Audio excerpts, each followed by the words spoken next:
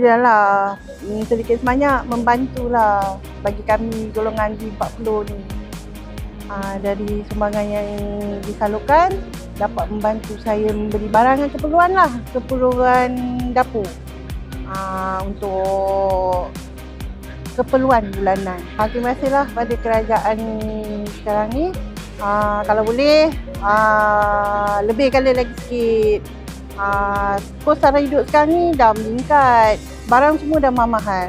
Tapi kami ni bersyukurlah sebab ada saluran-saluran bantuan yang diberi. Terima kasih kepada kerajaan Madani atas sumbangan yang telah diberi inilah. Alhamdulillah dengan bantuan STR dapatlah serba sedikit saya menampung perbelanjaan bulanan. Terima kasih kepada kerajaan kerana telah memberi bantuan walaupun tak berapa pun, tapi dapatlah belanja untuk bulanan. Terima kasih. Terima kasih kepada kerajaan kerana telah memberikan STR kepada kami ini. Saya amat berterima kasih kerana dengan adanya STR ini dapat meringankan beban saya, terutamanya dari segi keluarga lah. Dapat beli susu untuk anak saya dan memberi barangan dapur untuk ahli keluarga saya. Terima kasih banyak saya ucapkan.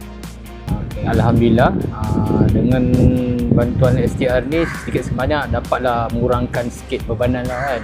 Dapatlah saya beli barang-barang keperluan untuk family saya, terutama mak saya di rumah. Okey, itu saja. Cuma saya cakap terima kasih lah kepada kerajaan.